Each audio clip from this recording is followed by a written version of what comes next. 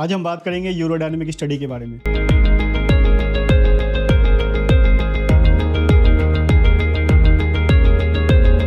Urodynamic study एक ऐसा test है जिसमें हम पेशाब की थैली यानी यूरिनरी ब्लैडर के बारे में वो जानकारियाँ इकट्ठा कर सकते हैं जो इन्फॉर्मेशन हमें किसी और टेस्ट में नहीं मिलता है, चाहे वो यूरोफ्लोमेट्री हो या कोई अल्ट्रासाउंड के यूबी हो या एमआरआई या सीटी स्कैन।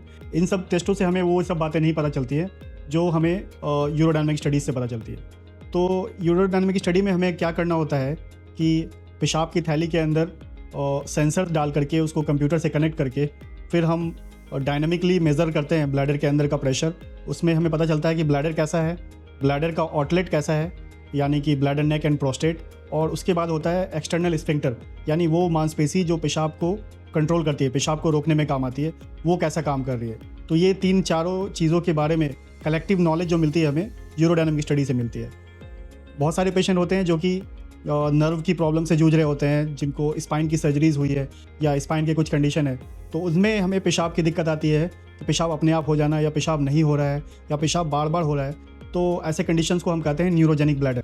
तो न्यूरोजेनिक ब्लैडर में ये एक रिस्क रहता है कि पेशाब की थैली के ना काम करने की वजह से दोनों किडनियों पे गलत प्रभाव पड़ सकता है, किडनी का डैमेज हो सकता है।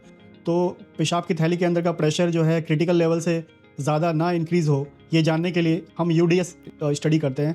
यूडीएस स्टडी में हम देखते हैं कि ब्लैडर के अंदर कितना ज़्यादा डेट्रूजर प्रेशर जनरेट हो रहा है जो कि हमारी किडनीज़ के लिए ठीक है।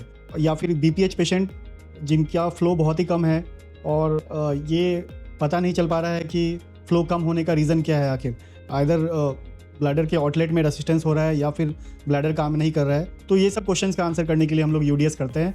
और यूडीएस थोड़ा सा इन्वेजिव टेस्ट है, इसमें 30 to 45 मिनट्स लगते हैं, लेकिन हमें कंप्लीट नॉलेज मिल जाती है ब्लैडर की, ब्लैडर आउटलेट की और स्फिंक्टर की, और उससे हम डिसाइड कर पाते हैं कि आगे इस पेशेंट को सर्जरी करनी है या फिर कोई कंजर्वेटिव ट्रीटमेंट देना है या पेशेंट को सीआईसी पे रखना है, सो दैट उनका ब्लैडर भी खाली होता रहे और उनकी जो दोनों किडनीज़ है उन पे भी कोई डैमेज ना हो। Thank you.